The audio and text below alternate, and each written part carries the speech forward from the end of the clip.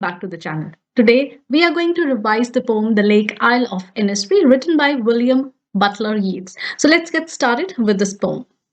So, The Lake Isle of Innisfree. So, first of all, this is a lyric poem. It's a short, emotionally expressive poem with a song like quality. So, what is a lyric, first of all? So, lyric, as you can see, it has a musical quality. So, it means a short poem that has a musical quality, song like quality, and it expresses emotions and feelings of the person. It's written in first person. That is important. Written in first person, and how it is different from other poems, because the other poems they can tell you a story, but here the lyric poem it only deals with the emotions and feelings of the speaker. So this Lake Isle of Innisfree, it is a poem, a lyric poem with a song like quality, and it deals with the emotions and feelings of the poet. So quickly, let's first do a mind map of the poem, what the poem actually deals with. So there are three stanzas, and the first stanza of the poem, in that stanza, the poet here declares his decision. So he declares his decision that he wants to go to Innisfree. And then he also tells that what he will do there. Then coming to the second stanza, there he shares his purpose of going to Innisfree. And then comes the third stanza. In the third stanza, he reaffirms his decision that in no way he's going to change his decision. He wants to go to that place because he has spent his childhood days there and that place haunts him, and he wants to spend the rest of his life there. So these are the three stanzas, a short poem, and it is full of emotions and feelings. So first stanza, he declares his decision and he tells that when he will reach Innisfree, what he will do there. Second stanza, he tells his purpose, that why he wants to go there. And then third stanza, he reaffirms his decision that he's not going to change his decision and he wants to be there because that place haunts him. So quickly now we'll be doing the explanation, line by line explanation of the poem. So here is the first stanza. So I will arise and go now. So the word arise is important. Go now. Now is also important. And go to Innisfree. And a small cabin built there. So he wants to build a small cabin there of clay and bottles made.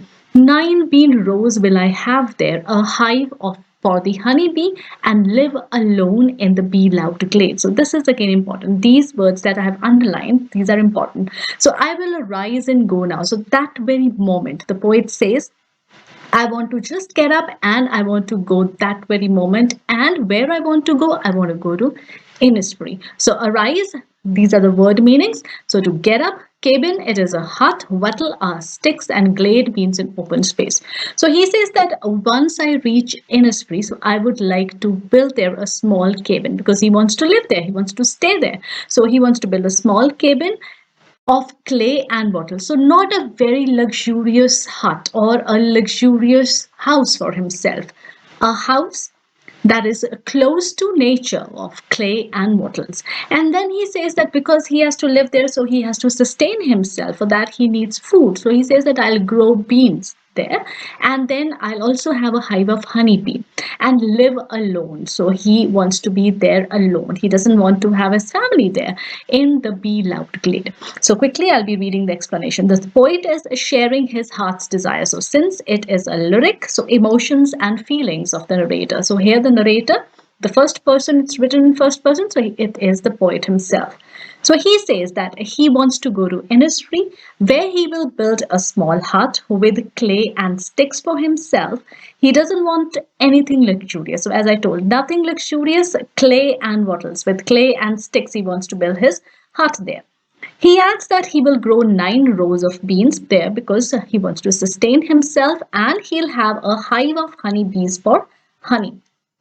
He yearns to live alone there and enjoy the buzzing of bees in the garden in front of his hut. So, bee loud glade means glade, it is open space. So, bee loud means because there will be humming of bees around and he will enjoy and he would like to stay there amidst nature, amidst bees and trees and plants, and he would like to live alone there. So this is the first stanza.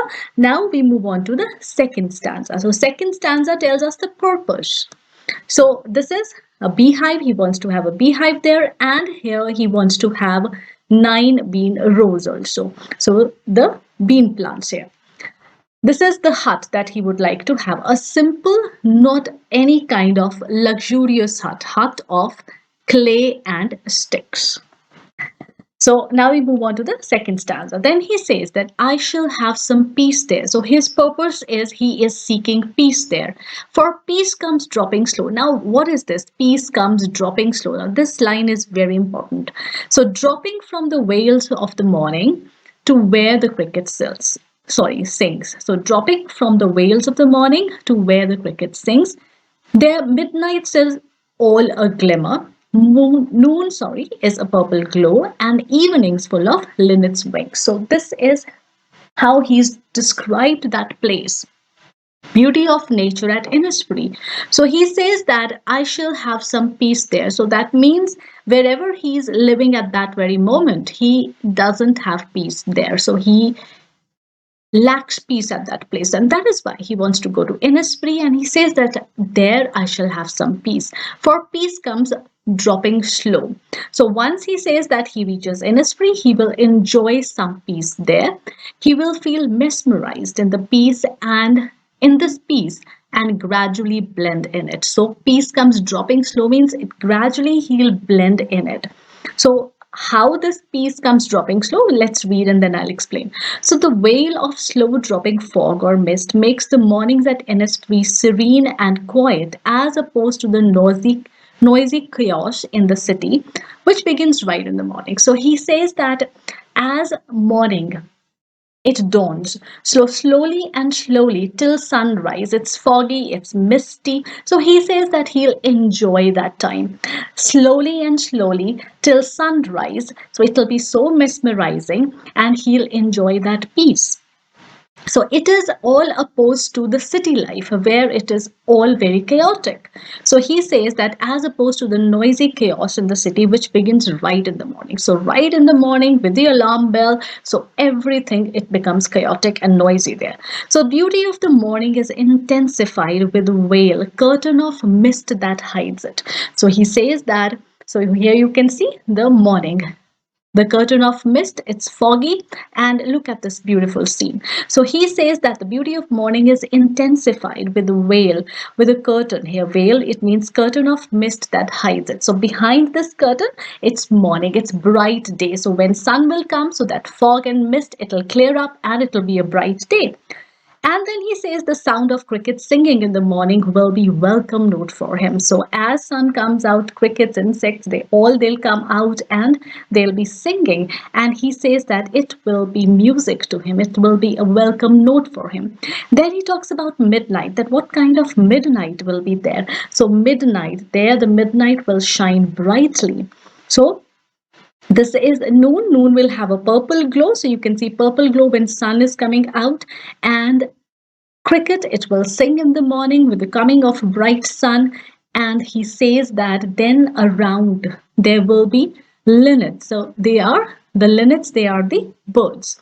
So he'll find that the birds, they'll be flying, there'll be bees, there'll be plants, there'll be stars. So he says that he would love that kind of scene there and would find it peaceful. So as opposed to city life. So the poet, he says that he'll watch the linnets fly and he'll be occupied by bird watching. So he has described the different times during the day. The morning, he has described the noon, the midnight. So he says that throughout the day he'll enjoy that peace. Now I move on to the next stanza. So here are the meanings. I have actually told the meanings side by side. So veil, it is a cover or curtain. Glimmer, it is shine, sparkle, and linnet, it is a bird.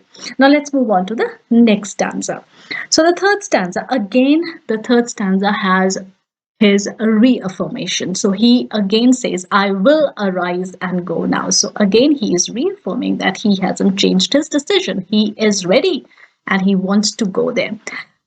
For always night and day, I hear the lake water lapping. So here he says that night and day, there's only one thing that is going on in his mind. So he is being haunted by the sounds of lake water lapping there an Innisfree. So with low sounds by the shore, while I stand on the roadway or on the pavement's grey, I hear it in the deep heart's core. Now from here we come to know where the poet is at that very moment. He's standing on a roadway or on the pavement's grey. So these signify the concrete and signifies the tall buildings without greenery. And he is in a city where there are tall buildings, concrete roads, and nature is nowhere to be seen. So he says that while I stand on the roadway or on the pavement's grey, I am haunted by the mesmerized beauty of Innisfree. And he says that I hear it in the deep heart's core. So here once again the poet expresses his desire. So once again he is expressing and he is reaffirming to get up at that very moment. As a day and night he is haunted by the light and soothing sounds of the waves of the lake splashing the shore. So the lake water is splashing the shore, and that sound, that musical sound, is haunting the poet all the time. So he says, so he's standing amidst tall buildings and on the pavement, or you can say a roadway, and he is haunted by the sounds of lake water lapping. So he says, as he stands on the road or the concrete pavement, so concrete pavement, he's standing amidst the tall buildings, his heart is touched to the core by the music of the waves. So his heart, it is touched to the core by the music of the waves. So though he's standing in the city amidst the deafening noise of traffic, so there's traffic around, there is smoke, there's pollution, so his mind is filled with the beautiful sights and sounds of Innisfree. So in his mind, it's only one thing, beautiful sights and sounds of Innisfree. He thus seeks to escape into the tranquility of Innisfree. So what he wants, he just seeks to escape into the tranquility of Innisfree. So this is only one desire. His heart's desire is just to escape into the tranquility of Innisfree. So lapping here, it means to move in small waves. So light splashing sound. So that is lapping. So this is third stanza. And now quickly, this is, you can see the lake, and he wants that to go and reach this lake. He wants to move out of the city that very moment, and he wants to be mesmerized by nature. So next, literary devices. Quickly have a quick look at literary devices. First one is repetition here. So repetition in line 1 and 9, it's I will arise and go now. So, and the word dropping and I hear. So these are repeating. So I will arise and go now. This can be a part of refrain also. So refrain is in a kind of repetition only. Then a metaphor, the wails of morning. So how wails of morning is a metaphor? Because they are denoting fog and dew in the morning. So wails, the wail is of actually fog and dew. It's not of cloth. So personification, morning is personified in the wails of morning. As I said, that wails, it represent actually the cloth. So in that case, a veil, it is personifying the morning, because morning is shown to wear a veil, like a woman wears a veil in front of her face. So that will, in that sense, it is personification. So metaphor in the sense, because veil is actually fog and dew, and personification because it is personifying morning as a woman, as a lady who is wearing a veil in front of her face. Now, alliteration. So, lake, lapping, low. So, here, l sound. So, you can see here, l sound, it is alliterating. And in hive and honeybee, her sound is alliterating. So, this is the alliteration. Then, assonance. Assonance, it is actually repetition of a vowel sound. So, and evenings full of linnet's wings. So, here, the vowel sound, I. Here, I hear, and I hear, it is repeating. So this is assonance. You can find other examples of assonance also. Rhyme scheme, it is a very clear rhyme scheme, A, B, A, B. So now let's move on to the important questions.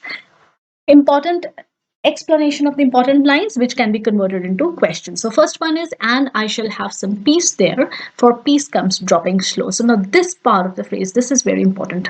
What it means actually, for peace comes dropping slow. So the poet here conveys that on reaching Innisfree, he shall enjoy peace.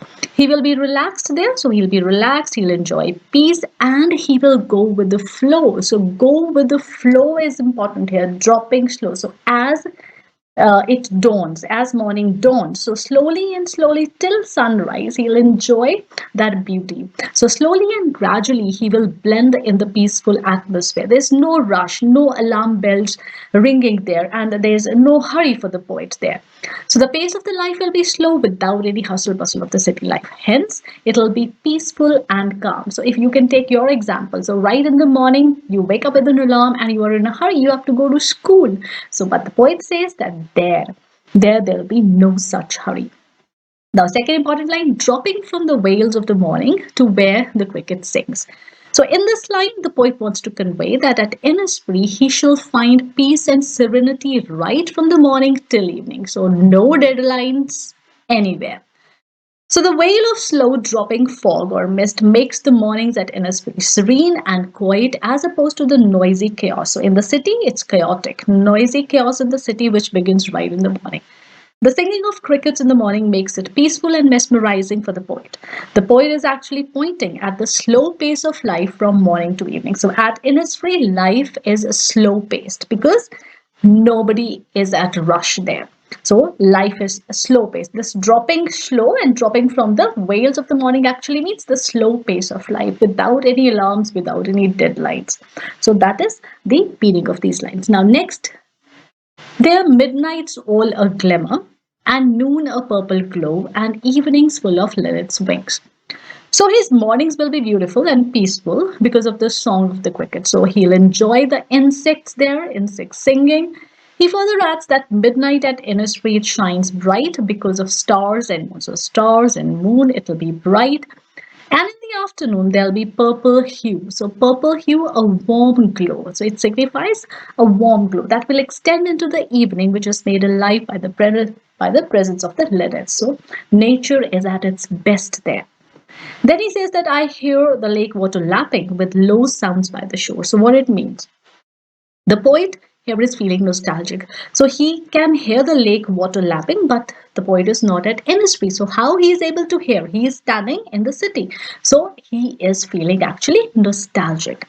So the low musical sounds of the moving lake water haunt him and make him determined to go to Innisfree. So he has spent his childhood days there. So that is why he can imagine and he is feeling nostalgic about those sounds.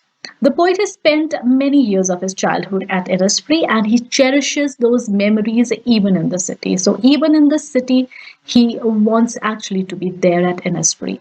His desire to be at Innisfree amidst the sounds and music of nature is so strong that he hears the mesmerizing sounds of the lake water. So, he is not actually hearing it, but that desire is so strong that he can imagine. So, those sounds, the beauty, it haunts him and it haunts him every day, all the time. Now, the next important question. While I stand on the roadway or on the pavement's grey, I hear it in the deep heart score. So, what it means? The poet here says that standing on the roadway amidst concrete jungle, he hears low sounds of the waves of the lake. He is reminded of these sounds. So, this touches his heart. So, he is touched to the core. He's feeling nostalgic and he yearns to be away from the competitive life in city. So that life is chaotic, life is competitive in the city. He wants to go away from there and he wants to enjoy the serenity at Innisfree. This is what he wants. Now, what does the word grey symbolize? So this word grey is important. So the word grey symbolizes concrete, the cement that abounds the city. So you will find this gray color everywhere, all around you in the city. So the color gray also points to the dullness. It points at the dullness and lifelessness. So gray color, it's dull. So therefore it points and it signifies the dullness of life or the monotonous life that the poet is living there. So lifelessness and monotony of city. City life in contrast to the cheerfulness, vibrance, and peace at the Lake Isle of Innisfree. So these are the important questions here. So grey color here symbolizes concrete and cement that you will find all around, and it also symbolizes dullness, lifelessness, and monotony of life that the poet is living in the city, and he wants to run away from that life. Question number 7. Now, why does the poet decide to go to Innisfree? So we've done this. The whole poem is actually about this. So the poet is not able to adjust to the fast life of the city. He is sick of the daily hustle bustle, sick of daily hustle bustle and monotony. So though he lives in the city, the beauty, the peace, and the serenity of Innisfree haunts him. He has spent his childhood days at Innisfree and therefore feels that his heart and soul will only be at peace at Innisfree. So city is not giving him that peace. So he is anxious there. So he feels that he will get peace only when he will go and live at Innisfree. So he decides to go and build a small cabin for himself and live there amidst nature. So that is why he has decided that he will go that very moment. Now, what is the theme? So, theme of the poem, The Lake Isle of Innisfree, it glorifies the desire of man to return to nature. So, man living in city, running after, you can say materialism, money, and he has forgotten nature. So now this poem, it glorifies the desire of man to return to nature. It is a call for simplicity, away from the humdrum of city life. The poet is constantly haunted by the beauty and tranquility of Innisfree. Walking on the grey streets of the city, he is reminded of the lapping of water at the lake of Innisfree. He wants to be at Innisfree by the side of the lake and be mesmerized by nature. So this is the theme and tone. It is calm, serene, and it is expressing a wish. So this is the tone of the poem. So now what do you have to do? Now these are the image credits, and before going to subscribe to the channel and give it a thumbs up, I'll come back with more important, such important explanations. So bye for now and happy preparation.